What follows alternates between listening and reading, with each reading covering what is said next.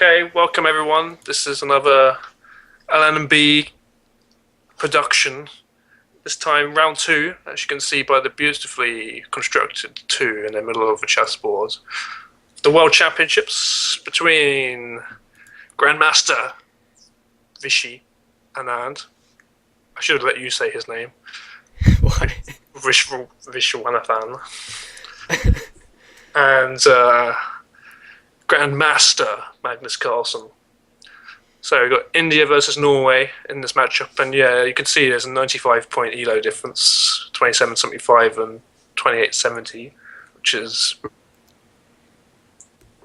rating 28.70. I mean, you wouldn't have thought 2900 is pretty close by, depending how he does in this match, I guess. So Anand is white, Carlsen is black, and what do you reckon? So you said you're going to pick D4 for all sides last time round. Yeah, that's what I thought would happen. You're sticking with that prediction? Well, having seen the game, I think I should probably change, but I was definitely thinking D4 would be Anand's choice. But no, what did he do? He went E4. He went E4, which you were very happy about. I'm now supporting Anand for the World Championship. I mean, if someone's got to play proper opening like E4, exclamation mark, then he deserves everyone's support.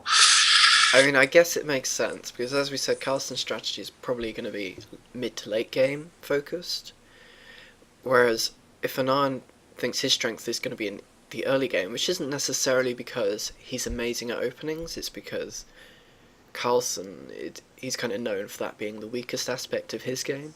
So maybe you do want to play a Sicilian or something really high theory, just because he thinks he might get something more out of it. Do you reckon Carlsen was going to play Sicilian here? No, I'd have expected something quite... Not necessarily Petrov. super... No, I wouldn't expect Carlsen to play a Petrov as black. I think he'd try and keep his chances a bit more open, but I'd have expected something like E5 or something rather than a Sicilian. Or if he played a Sicilian, I'd expect it to be a solid, like Schwenigan or something rather than a Najdorf. Unless he's got Caspi in his team, but it seems unlikely because he's quite busy at the moment. Busy, I guess, yeah. So, C6, that's Carrichan. Yeah, which is kind of surprising, I think. One of the more solid openings, I guess. It's very solid. Black. I think it used to be played in the World Championships, years and years ago, but it's not played that often at the highest level nowadays, so... So, D4, D5, Knight C3. So far, Anand is following the variation that I normally play. Yeah, I mean, this is fine. You can also play E5 instead of Knight C3 or Knight D2, which is generally the same as Knight C3, but those are the kind of main variations that you're going to see. Yep, I wonder if we'll see any more, because normally, I guess, in World Championship matches, they pick an opening first day, second day, and then they stick with it. Yeah, and it's usually over a much longer time format than this current match, which would imply that if you picked an opening for this one, you definitely want to stay with it. It's because you're in control, right, of the opening as well. Yeah. So you will just spend most of your time preparing for that. You can at least choose the variation within the opening. Yeah. So this is all pretty standard. I mean, other moves here are Knight F6 and... Yeah, Knight F6 can be played, but that's more, I'd say, of a sideline, because generally it's a more risky line, because you immediately double your pawns, and you're hoping to get some attacking compensation for it. This is definitely the main line with Bishop F5. I guess I've had Knight BD7 or Knight D7 played against me as well.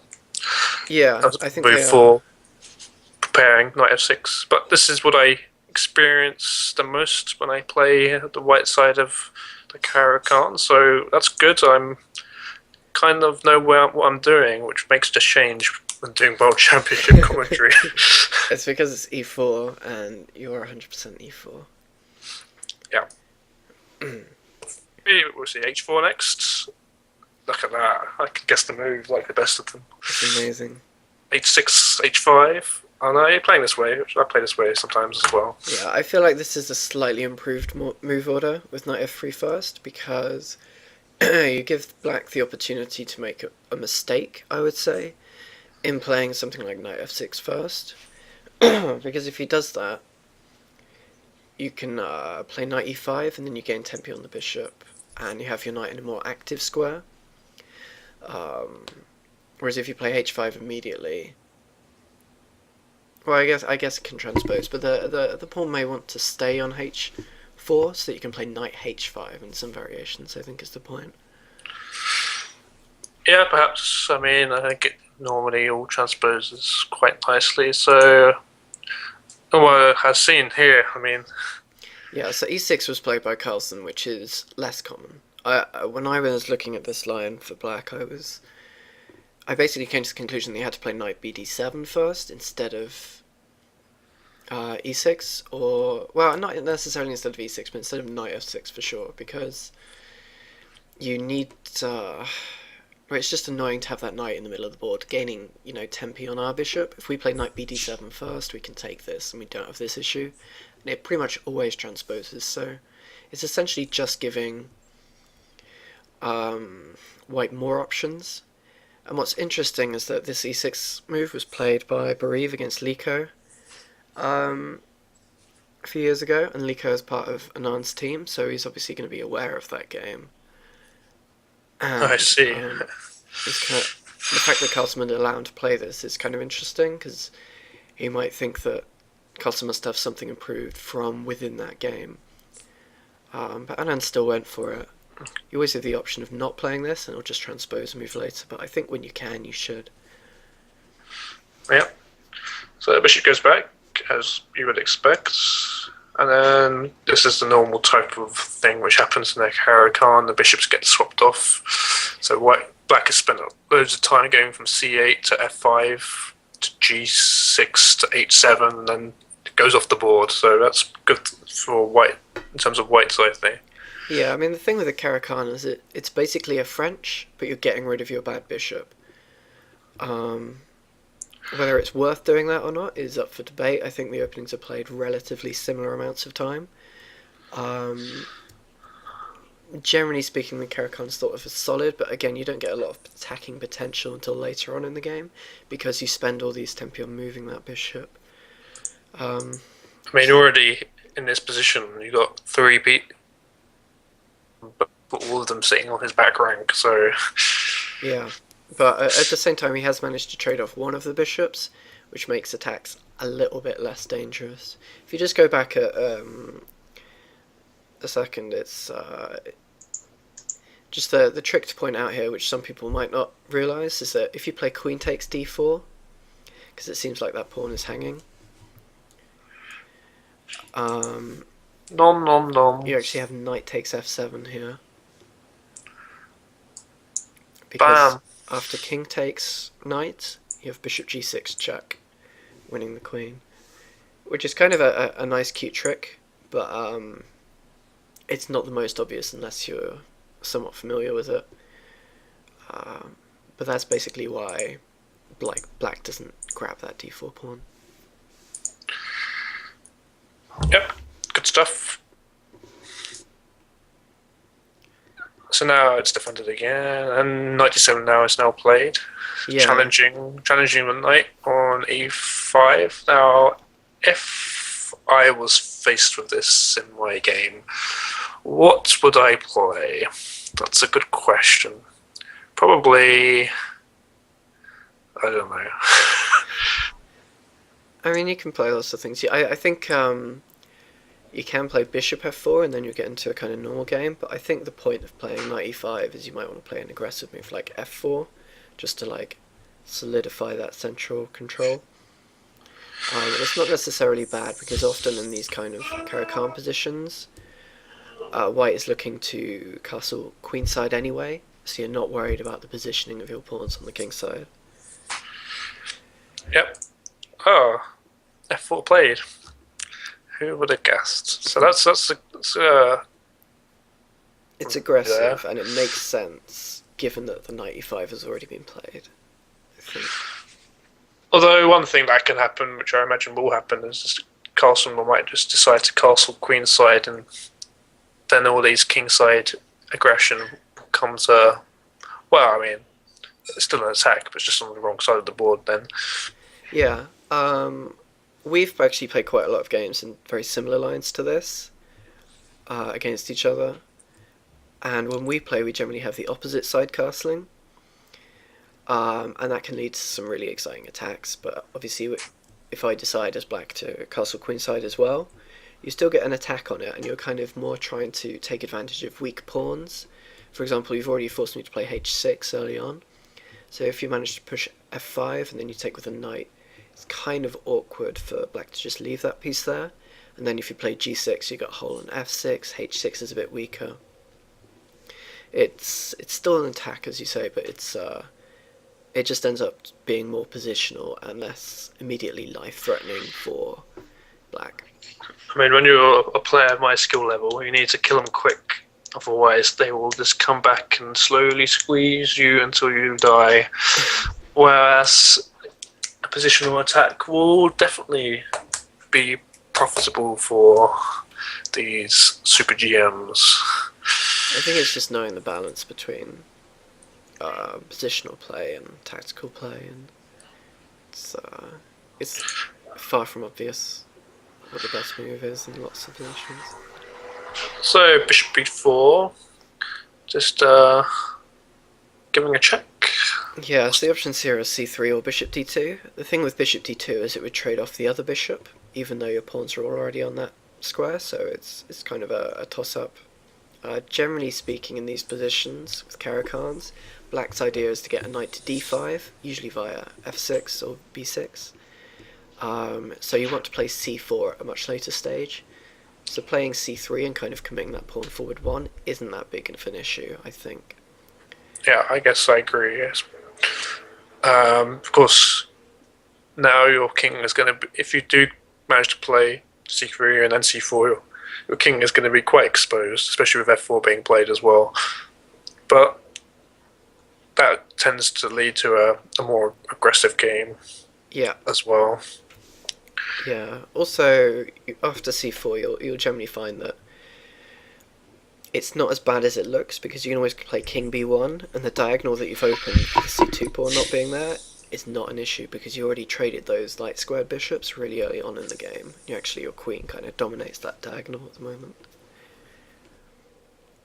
So, as expected, of course we're geniuses, c3 is played, and then bishop goes back. And then I guess it's time for... Well, I mean, the h4 pawn is hanging, so we might have to do something about that. Probably push it, or knight f3. Probably push it. I don't know. Bishop d2. Okay, fine. Just ignore it. Yeah, I'm not sure.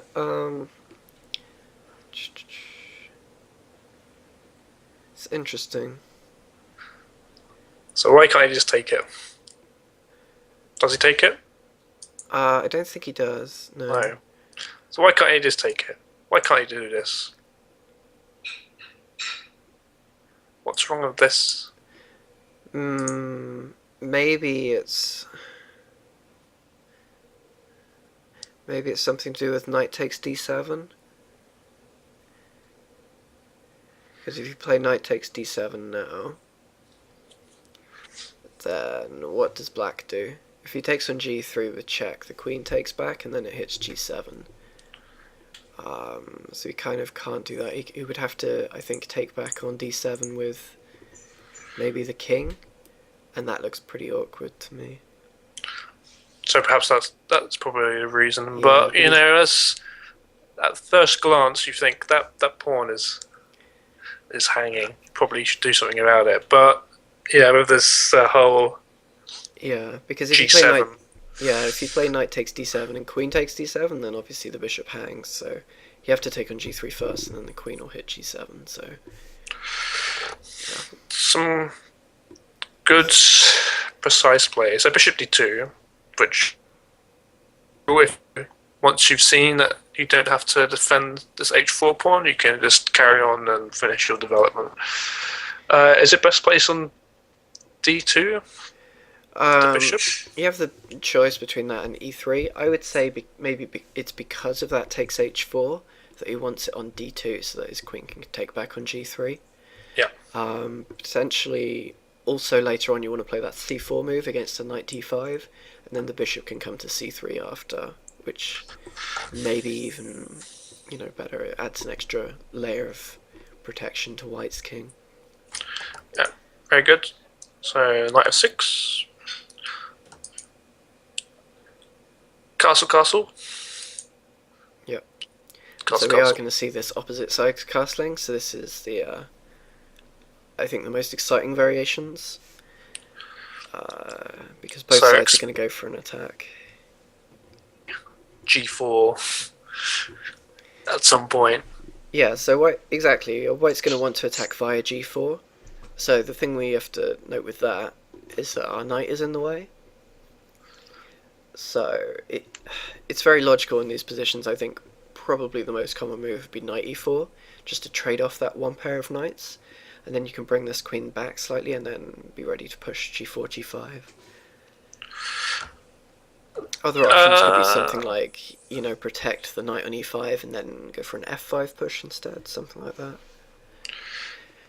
But yeah. How about something like knight e2, just to keep the knights on the board? Because otherwise, if you play knight e4, then takes, queen takes, and then if the other knight comes in, just annoying your queen. But I guess it's not such a big deal. I mean, I guess, I think knight e2 is a move that they consider more if they were unhappy with a draw, because then you're keeping more things on. It seems like the most accurate way to play would be to get the attack whilst improving the position of the queen, whereas if you move the knight back, yes, you're keeping the piece on for the potential attack, because after g4 you can play it back to g3, but you are kind of giving black time too. You might play an immediate c5 or something like that, and then you just kind of have to debate which is better. I don't think it's a bad move at all, but I think generally they're looking for tiny, super safe edges as opposed to. Yeah, this is kind of something like I would play. So you would play c5 here, and then I would go g4. Yeah. And then so I probably take on d4. b5. Well, yeah, b5 it is actually a good move in quite a lot of Carlsen positions, because you sacrifice that pawn and open up the b file. I would probably take on d4 and then take on e5, just get that knight out the way. You take a d4. Yeah, so then it's kind of how do you take back here? If you take back with the pawn, I accelerate my attack because I have rook c8 check. If you take with the knight like there, then I take on e5 and g4 hangs. I can support that with, h5 or something. Oops.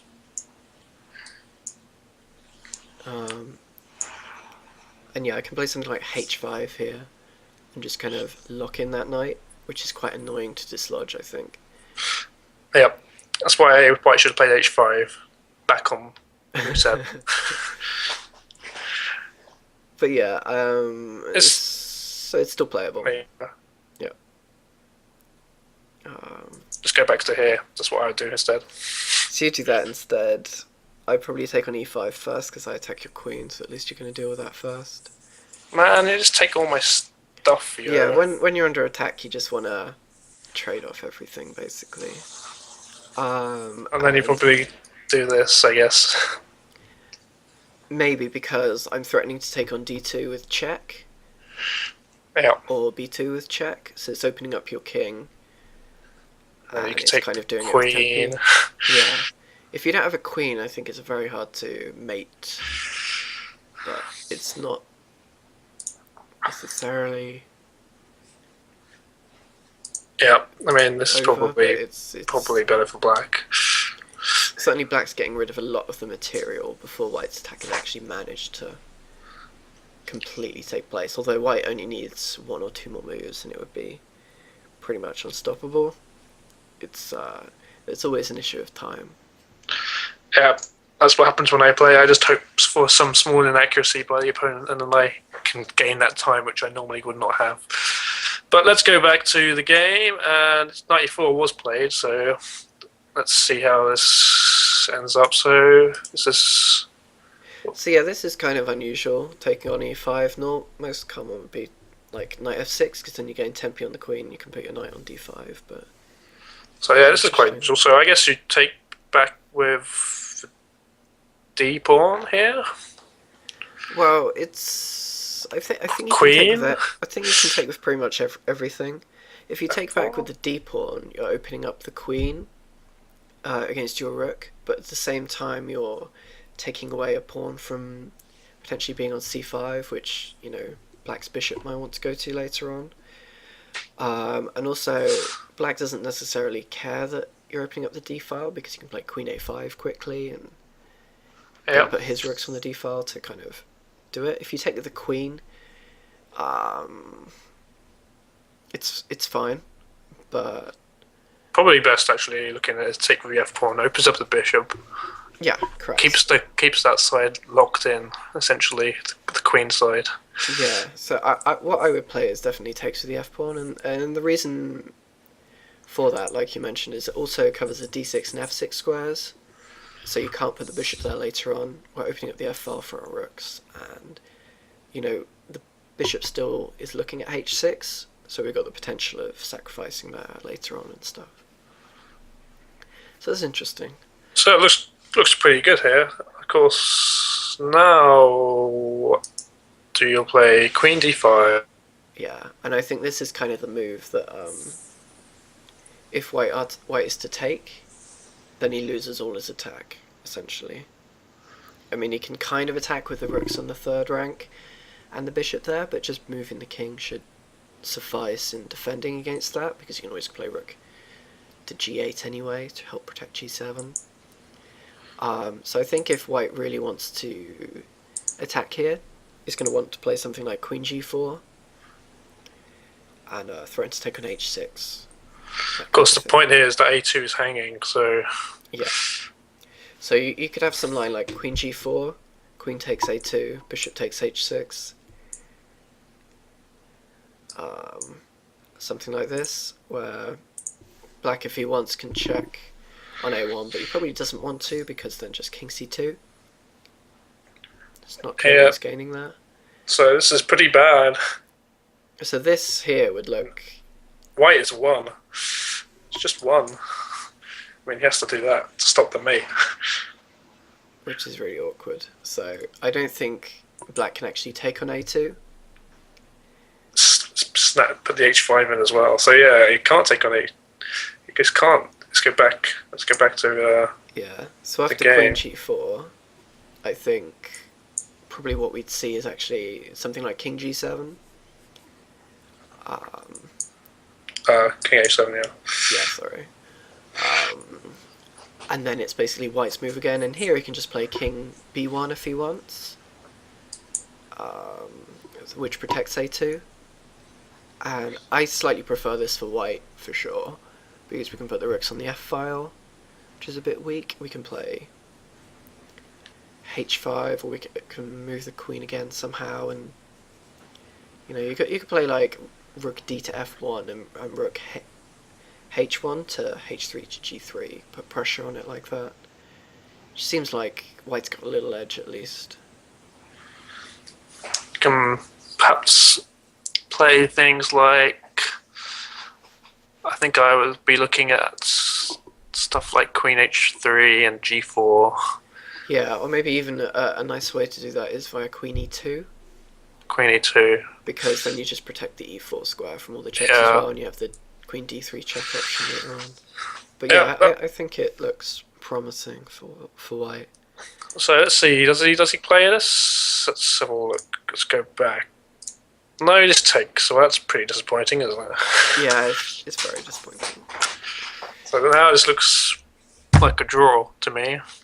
It looks like a draw because they only have one bishop each and they have two rooks each. And rook end games are usually drawn, and there's no pawn weaknesses anywhere really. So I mean, black has the option of taking either way. The most correct way is probably with the c pawn to open up the c file to the, the rooks and the a and b pawn push. But Okay, yeah. well, I have a feeling this is going to end quickly, so let's just see what happens in the game, and then we can perhaps go back and look at ideas like the Queen G4 in tiny bit more detail, just to see what would happen. So H5, I guess, just looking in the kingside pawns, many breaks. Yeah, which is a good move. It also means that his rook on H1 is also free to move around without having to protect that pawn.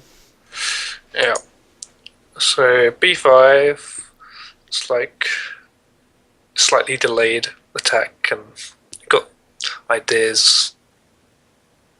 Moving the rooks to the queen side and stopping any annoying stuff from white, I guess. Yeah, I mean, he's going to have an attack, but it's not going to be an attack that can potentially mate him because of so much material that's gone.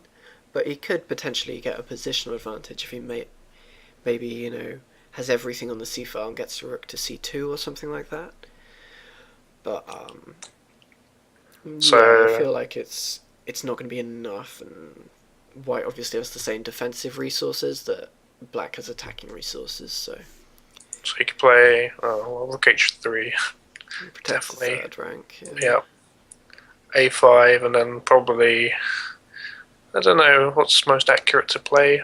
A3. I don't think you need to do that. I mean, you can just carry on as normal. Yeah, you can play like king b1 and the rook to the c file, or you can play this, and then this is kind of more multi-purpose because you can also bring this up to the third rank, but you could also double your rooks on the f file, which kind of at least pins black's rook down to f7. Yeah, because he can't break the f pawn so easily. Yeah. Well, I guess he could, but he could, but it would be risky, and it's just tying down that rook to the defense of f7 means that he can't use it in the attack, so it's kind of the same thing. So rook ac8, just pinning that pawn, which this is kind of a slightly, well, I guess the point is the bishop can take on h6 now. Yeah. So he probably should get out of the way of that with your king h7 type move. There we go. That's all pretty good. Yeah. So I mean, f7 is weaker now, which he takes advantage of here, but unfortunately, you can just kind of go back. Go back, and they're going to do perpetual again, are they? I see. I think in this position, it's probably a draw. So, kind of like last game, the position gets to a draw, but I definitely think in this. Well, you could argue in both games that Anand had opportunities to play on, like he could have played b6 in the first game instead of going for the perpetual. Or in this game, he could have played like queen g4, I thought was a better option than just trading queens. So it's quite a conservative choice by Anand. I mean, perhaps he didn't feel in the mood to try and exploit, it seems, Carlsen's unease and this start of this World Championship match, because something like Queen G4 would have a little bit on Carlsen. It's made, if Carlsen might not be in top form right now for some obscure reason, probably had a dodgy curry or something like that. And where are they playing? Chennai, is that? I think that's correct. It's on the east side. Hometown. So I wouldn't go to any street vendors if I were Carlsen, but yeah, I mean, Queen G4 is not like winning for white or anything. It's far from that. And Carlsen may have planned this whole line out and be happy to play against Queen G4, but I think the computer's like plus 0.2 after Queen G4, whereas it's pretty much equal after trading queen. So here we are at Queen G4. I mean, let's do those moves that we said were kind of. I guess it is. quite forced. You have to get out of this by king h7, and you can play king b1.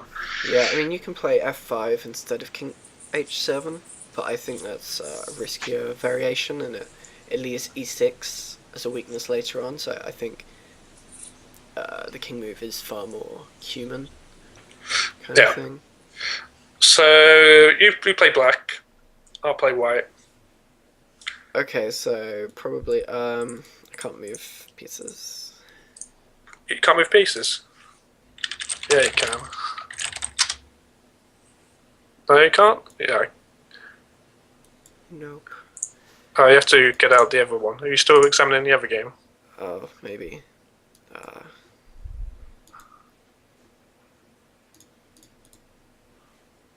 I can't see it, but maybe. Oh yeah, I am. Alright. Okay. Okay. So if I was black, I'd just go for some attack along here. So it is risky because they're both going to be attacking. Okay, so without use of any engine, this is just my brain. So expect some hilarity. If you want to finish this commentary, if you want to got something else to do, then that's fine. You've seen the result of the game. But if we were playing, this is how it would commence. Well, I think your Queen E2 move is quite nice, so I'll stick with that. Yeah, I think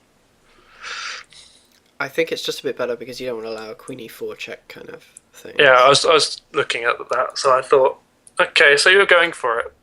How very unlike. Well, I feel like b5 is always useful because it stops c4 moves as well. But yeah, it's going to be interesting. You're going to have definitely an attacking game. Yeah. I feel like just sitting there is awkward. So this is the kind of move I play. I'd be like, oh look, black has a small attack here, advancing on my king. So what's the best way? Do I bother to deal with it right away? No, let's just go attack his one. See who blinks first. Yeah. I feel like I think black's attack is a little quicker. Not sure. You feel like b4 is what? I guess you go Risky c4 then. because after it captures once, like if black decides to take the pawn on d4, for example, then you have like the bishop takes h6 and stuff with discoveries and so on. So it's awkward. So I'm not really sure what the best is. Maybe you could go c5 instead. And the idea is that if queen takes b5, you have like a rook b8, and then that speeds up the attack even more. Yeah, I would never ever take b5. Yeah, I feel like it's a bit too risky. What would I do? It's a good point. I will. So I mean, maybe you just go g5 and like you allow me to take the pawns on d4. Yep, that's kind of what I'm thinking. Or I was thinking of sacking, but I think that's a little early. What, sacking the bishop? Yep. Yeah, I think that's a bit early. But it's pretty fun though. So let's see. Does it work? I don't think so. I don't think so. I mean, like.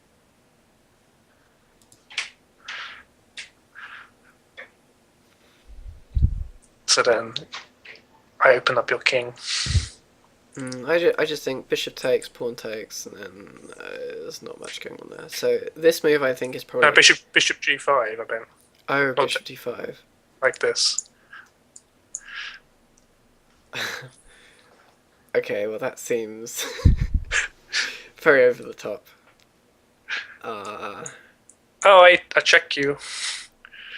You do check me, and then if I run, but the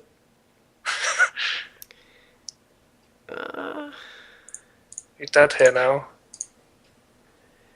I mean, we have queen e4 check, but it doesn't seem to do much because we can't go back. So instead of that, you're gonna have to go to like here, maybe. Okay, well. And then it's like if you go with the queen there, I guess it's do rook h8 maybe, but like here you can take here and, well, maybe you got like this. But the rook hangs now, so it's oh. Let's do this. So you got this right. Yeah, rook a3, and then That's gonna be mate. Yep. So there you go. That's what would happen if I was playing Carlsen. I've been doing this kind of. So let's do this instead or something, and then it does nothing. And then we can take an e5 next move, and that should be good for.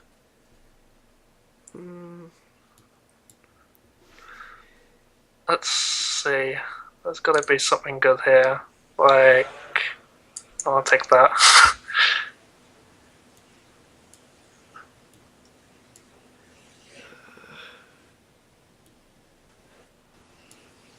This is all fine.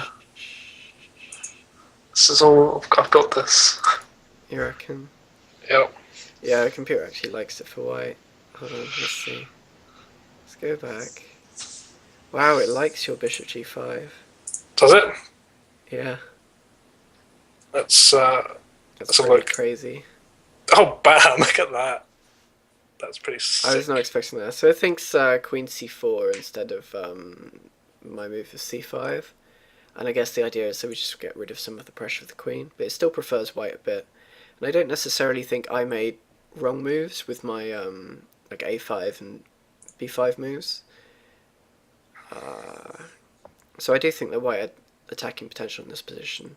Oh, I think that was definitely a great point to end after my amazing. Yeah, I am very surprised that that can't be counted in some way. But that's very interesting. So I guess you just ignore it, but then it still thinks white is half a pawn or more. So at an advantage. Yeah, if you ignore it, then I guess it's like I take on e7. Yeah, and then you're pushing g5 next move anyway. But yeah, it also likes my a5 and b5 moves, so kind of seems like that would have been a good way for Anand to play for like some advantage. But maybe Carlsen knew what he was doing. I'm not sure how fast he played those moves up to queen d5, but the game is very quick in general, which implies that he'd at least looked almost up to that point already in his preparation. I was looking at the times in the corners. It's like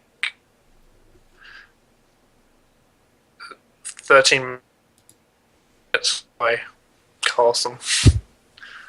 Yeah, so it And implies then, to me is almost still in this prep. yeah. Okay, that's some good stuff right there. I think we will see you on the next game, which I believe is Tuesday, because they have a rest day now, because after all that effort they expended. Yeah.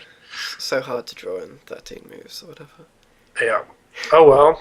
So that's at least if it seems that Anand's still in it. Some people were expecting Carlsen just to blow him away at the board. With his massive elo advantage. I was expecting more from Carlsen than what we've seen so far, to be honest. Especially opening wise, but it has always been his weakness, so we'll see. Alright, I guess we will see you next Blitz. See ya.